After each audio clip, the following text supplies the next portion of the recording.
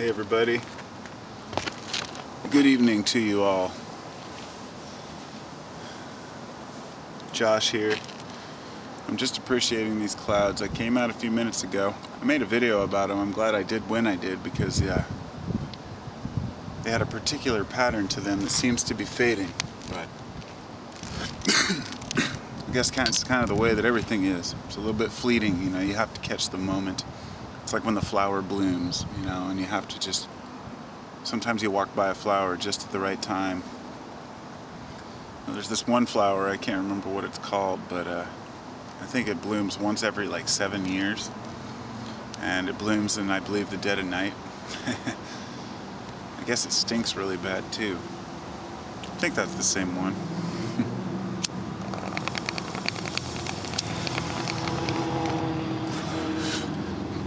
So I just finished with dinner. Now I'm enjoying a nice bowl of cannabis and reflecting on the day. And what a great day it's been. I'm just ever grateful to take every moment for what it is. And I've tried to, try to make my life as fulfilling as possible without detracting from any other part of the world around me, without trying to harm anyone or take advantage of anyone. And in that path, I found that the simple beauties are the ones that bring me the most joy. And seeing a pattern in the clouds is fine, but sitting and really dwelling on it and thinking about each little section and component of these clouds is, I don't know. For me, it's something that just gets my blood flowing. It really makes my heart sink, just in a good way, just that feeling of, oh my goodness. And it's always brings me back to that, when you're young and you're talking with your friends and you talk about how small you are and how insignificant we are on this planet. And then you really start to grasp the universe and how large it actually is. And it's just...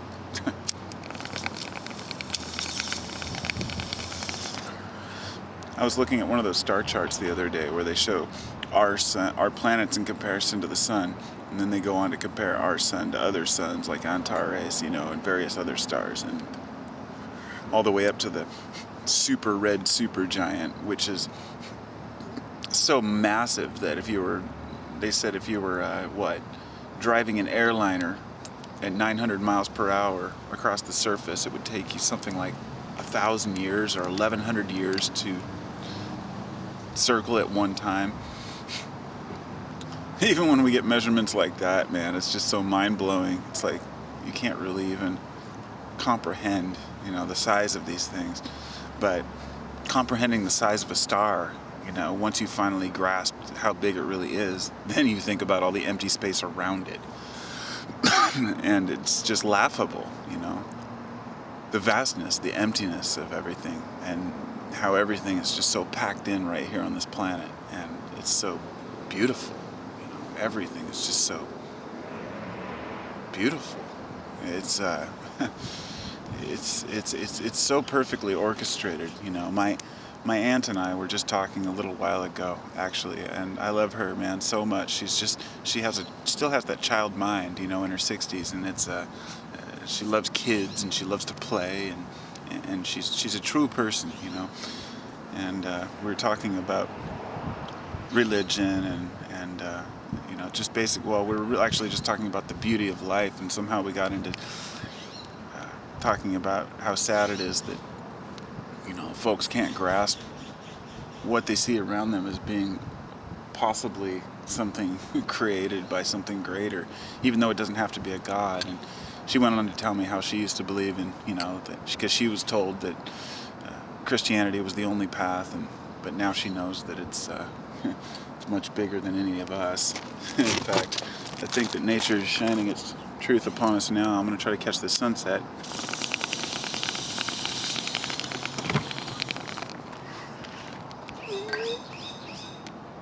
That is utterly beautiful. I can't get up high enough, but maybe the camera can.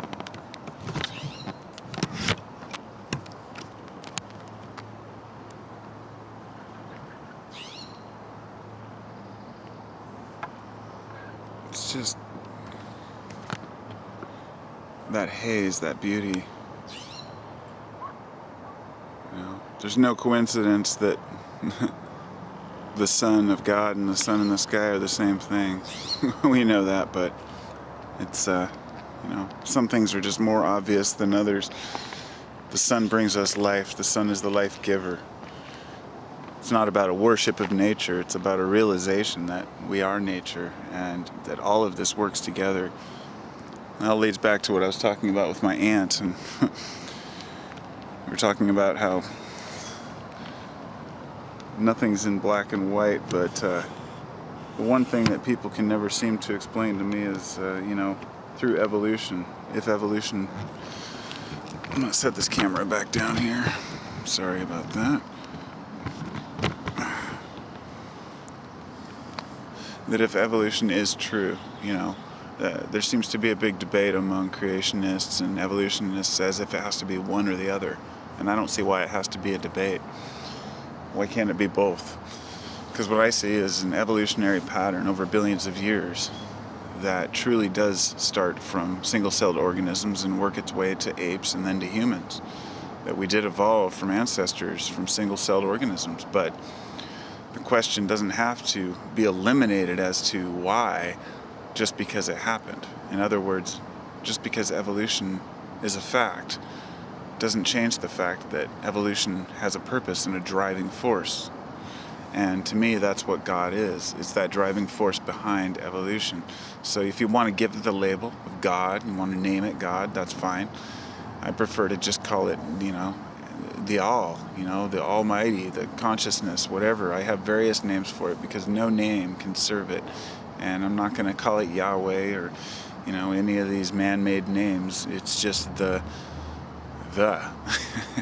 It's the all. And it's a mind that's behind all of this, because evolution, while it's, pretty obvious that evolution took place, and it's pretty obvious that mutations take place, I'm sorry, but random mutation does not account for evolution over 4 billion years, especially since a majority of that time, was very simple life. The complex life that popped up has been spreading off into these deep branching patterns for millions, billions of years.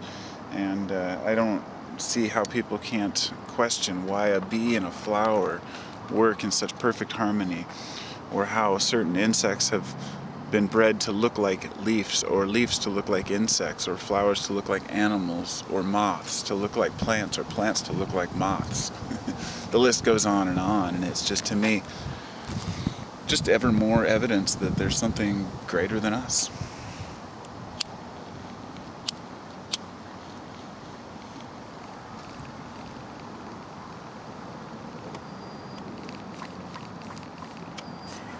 I can be humble and happy knowing that I'm just a part of a bigger piece within a piece of the puzzle. And I don't have to feel superior, or like I know more, or like I'm better or worse than anybody else. I don't have to, I don't have to let my ego get in the way of my decisions, but I don't have to abandon my ego either. I guess I let nature rule the day. I guess the question comes down to, should man conquer his natural desires and purposes, or should he learn to integrate them? And I guess my decision is to integrate them. A man's only going to have poor desires if he has poor values. And the more we integrate ourselves, the better decisions we can make.